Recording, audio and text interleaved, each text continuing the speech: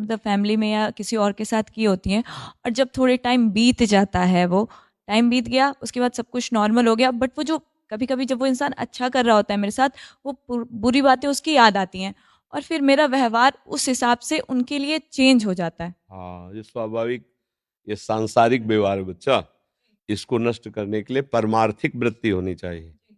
देखो, सांसारिक वृत्ति और परमार्थिक में अंतर है।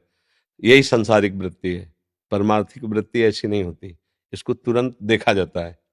पहली बात, जब आप परमार्थ में चलेंगी तो भगवान ने इतनी सामर्थ्य सबको दी है कि गलत देख रहा है या गलत चेष्टा समझ में आ जाती है।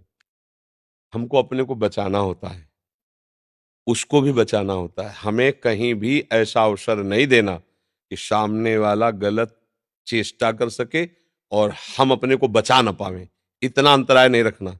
पहली ही दृष्टि में, ये कोई नहीं कह सकता कि मुझे पता नहीं था, पहली ही दृष्टि में भगवान आपको बता देते हैं कि गलत देख रहा है, गलत।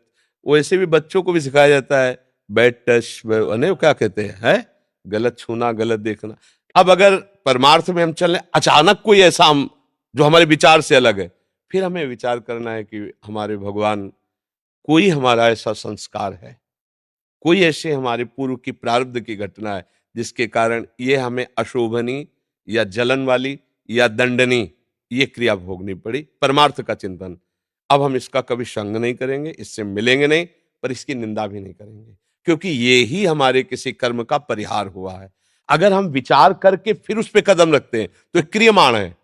और अगर अचानक कोई ऐसा हमें दंड दे देता है तो ये प्रारब्ध है, जो हमारा पूर्व का किया हुआ कर्म, हमारे ना चाहने पर भी हमें गाली दे देना, गंदी दृष्टि से देख लेना, धक्का मार देना, कुछ भी, उसको इस रूप में हम अच्छा, इसके आगे जो क्रिया, मान लो कोई, तो उसमें हमारा कहीं भी किसी भी तरह का सहयोग नहीं होना चाहिए।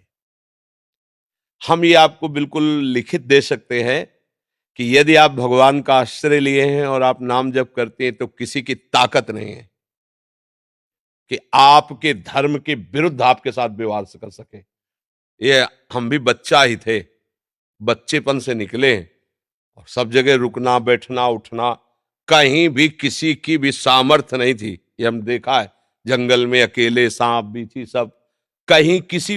अब हम पद्मासन लगाए बैठे, बगल से काला सांप निकल रहा, सेनपुर, बस निश्चय है कि अगर इसे काटना है तो तुम भाग लो, तुम्हें काटेगा ये नहीं तो दूसरा काटेगा, और नहीं काटना है तो ये ऊपर से निकल जाएगा, काटेगा नहीं। अब बंद के मंत्र जप रहे हो, धीरे से सामने से ऐसे गुजर के चले। कोई भी यहां सृष्टि में हमारा बाल भी बांका नहीं कर सकता, हमारा कर्म ही हमको गिराएगा। और अगर हम भजन कर रहे हैं तो उस कर्म को भी भगवान रोकेंगे। बच्चा, घृणा, नफरत, द्वेष, ये हमें सदैव क्लेश ही देंगे। इनका त्याग करना चाहिए, भगवान का आश्रय लेना चाहिए। भगवान ही बचा सकते हैं, वही हमारी बुद्धि को शुद्ध कर सकते हैं। नहीं तो जगत में जो इस समय भगवत विहीन आचरण चल रहे हैं, ये बड़े भयावह हैं, ये बड़े दुखदाई हैं। बचो, भगवान का आश्रय लेकर। जो आपके मित्र, जो आपके परिवार के हैं, उनको बचाओ, उनको सुख प्रदान